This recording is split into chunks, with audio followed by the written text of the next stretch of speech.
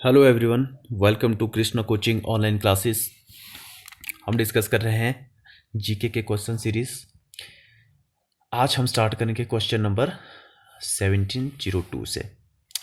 Question क्या है? Which fort was built after the battle of Plassey in 1755?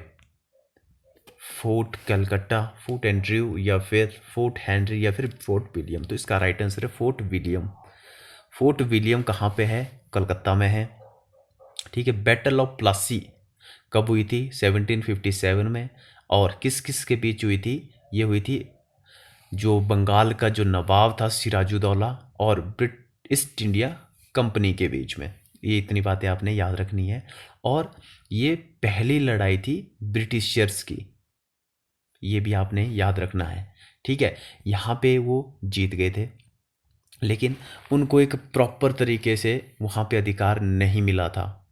लेकिन जब 1764 में बक्सर की जो लड़ाई हुई थी, वो लड़ाई जो मेजर रोल प्ले किया था उस लड़ाई ने, क्योंकि वहाँ पे उन्होंने नव बंगाल, बिहार के थे और मुगलों की सेना को, तीन सेनाओं को वहाँ पे हराया था। वहाँ पे उनके हौसले बुलंद हो गए थे। और 64 की जो बक्सर की लड़ाई थी 1764 की, उसको ही मेन माना जाता है ब्रिटिशर्स का यहाँ पे राज करने के लिए।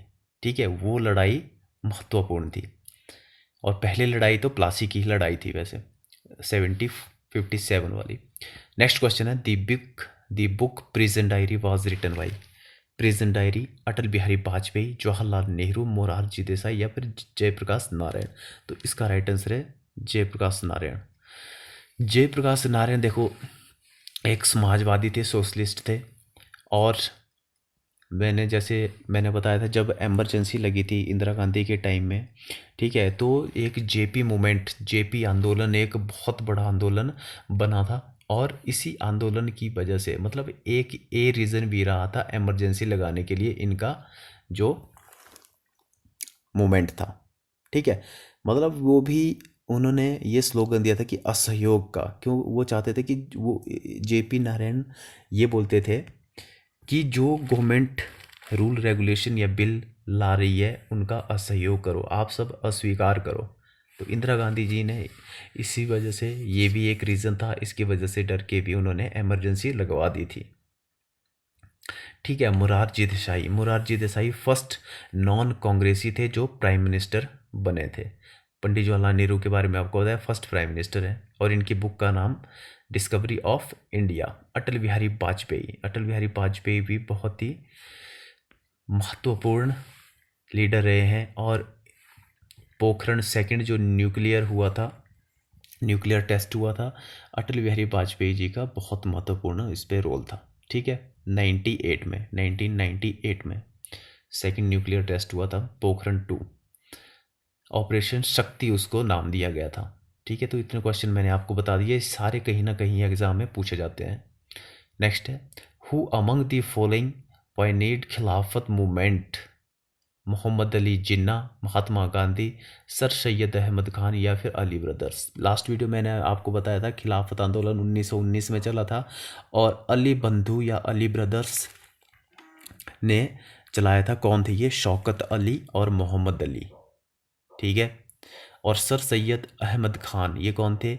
जो अलीगढ़ मुस्लिम यूनिवर्सिटी जो बनाई थी वो इन्होंने ही बनाई थी।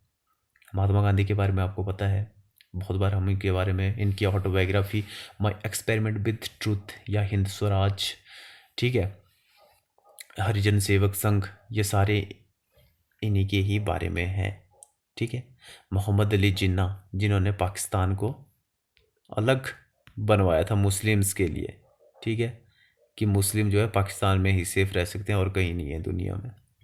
नेक्स्ट क्वेश्चन है, what was the important provision of the second factory act of 1891? तो इसका राइट आंसर क्या है? Workman's compensation, option number C, workman's compensation. Next है, who established Hindustan socialist republic army? Ras Bihari Bose, Chandrashekhar Azad, या फिर सुभाष चंद्र बोस, या फिर सरदार भगत सिंह। तो इसका राइट आंसर है चंद्रशेखर आजाद।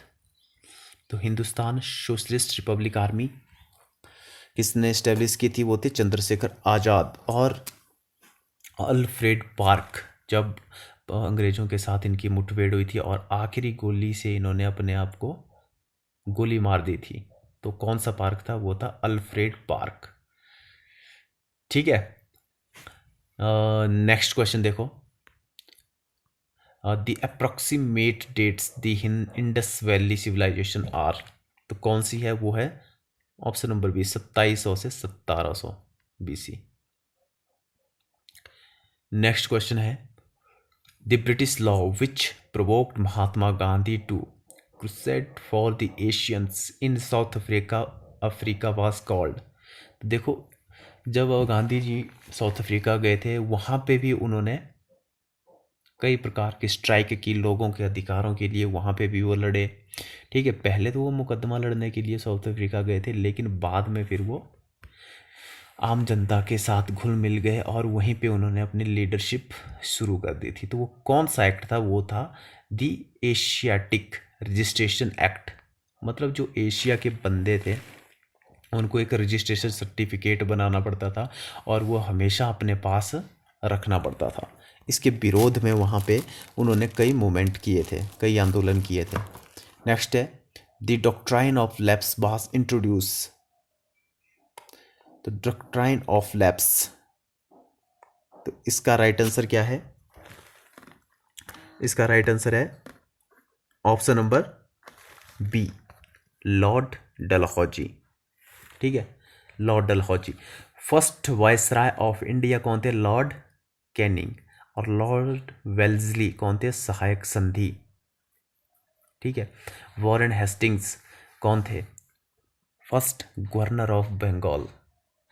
ठीक है, नेक्स्ट है, who was called by the British ruler as the leader of Indian unrest. तो ये भी हम डिस्कस कर चुके हैं। क्वेश्चन देखो पहले, बाल गंगाधर तिलक इसका राइट आंसर है। भारतीय अशांति का जनक, फादर ऑफ इंडियन अनरेस्ट भी इनको बोला जाता है। बाल गंगाधर तिलक को ये बोलते थे।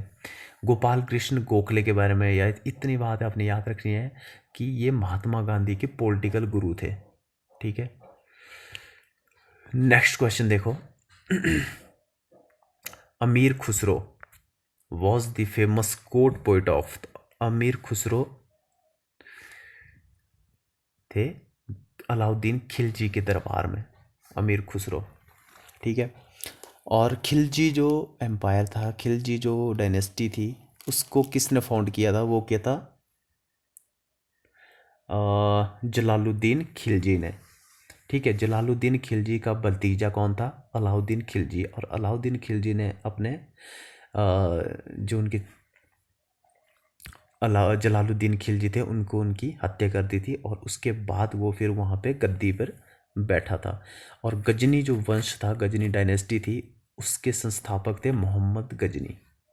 ठीक है, नेक्स्ट क्वेश्चन है, the among who among the following ruled India in 1296। ठीक है, जलालुद्दीन खिलजी या फिर बलबन या फिर फिरोज शाह तुगलक या फिर अलाउद्दीन खिलजी। तो इसका राइट आंसर बताओ। इसका राइट आंसर है अलाउद्दीन खिलजी। नेक्स्ट है, who among the following is considered to be the founder of British empire in India. ये है लॉर्ड क्लाइव। लॉर्ड क्लाइव पहले आते हैं, उसके बाद आते हैं फिर कौन? Warren Hastings. ठीक है, लॉर्ड कॉर्नवालिस सिविल सेवा के फादर माने जाते हैं, लॉर्ड कॉर्नवालिस, ये आपने याद रखना है।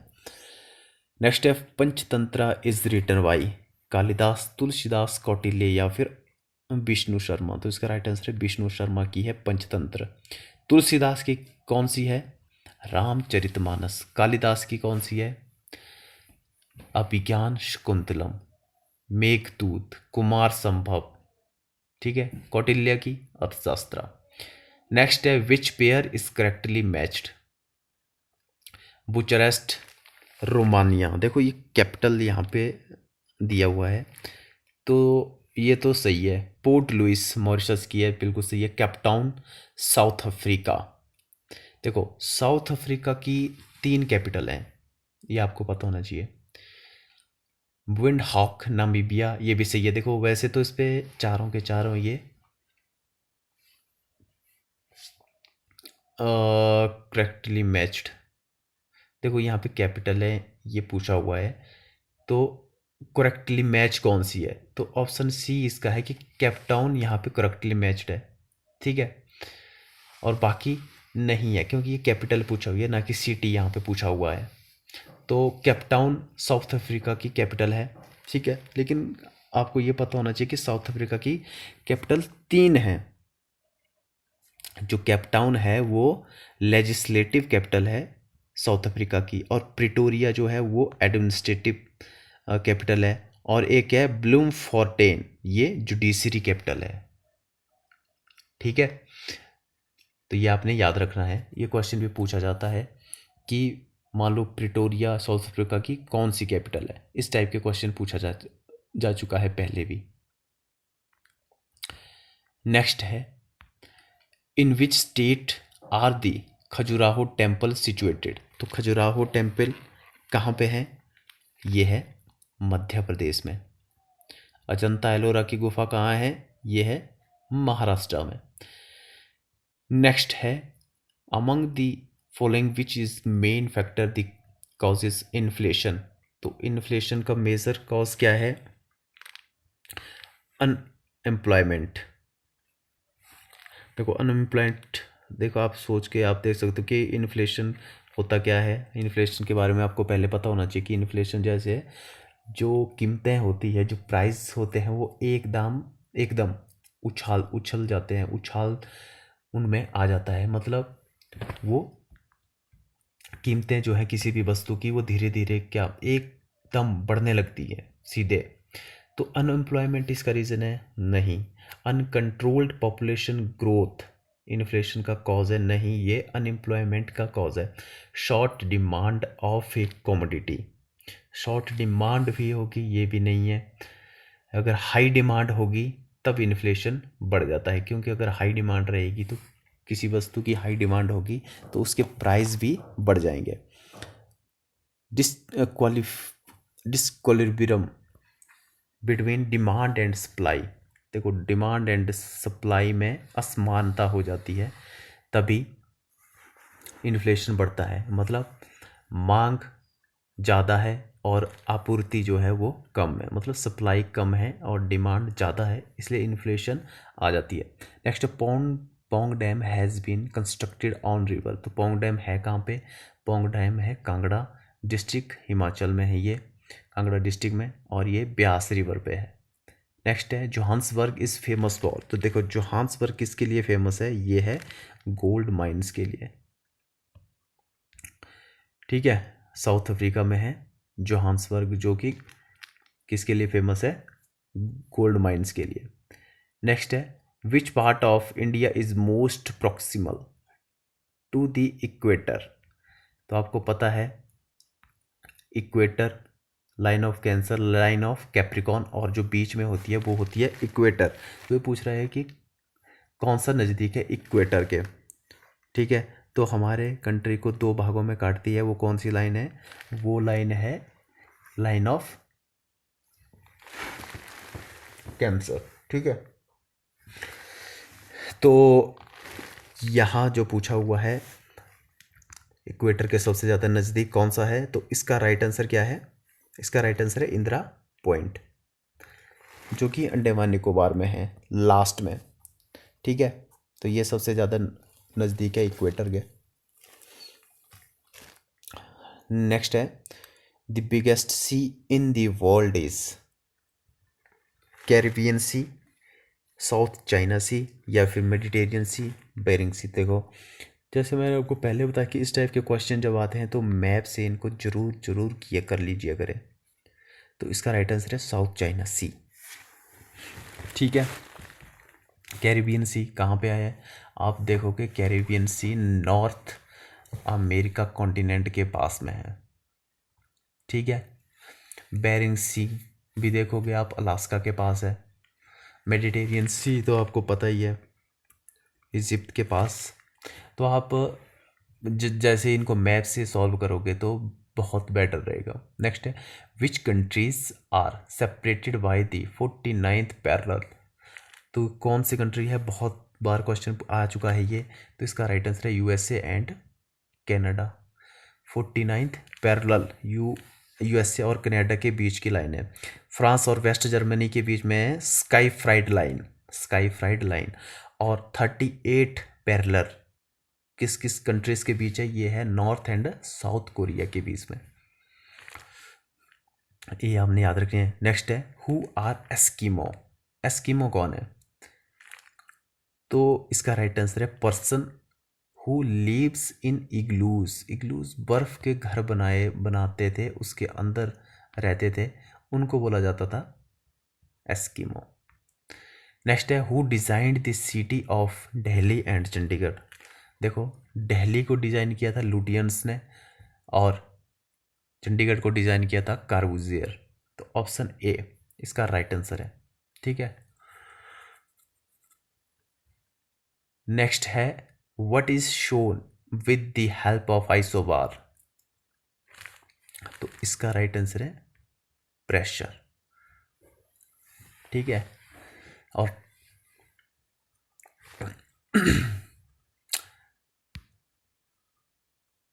नेक्स्ट हम अगली वीडियो में करेंगे।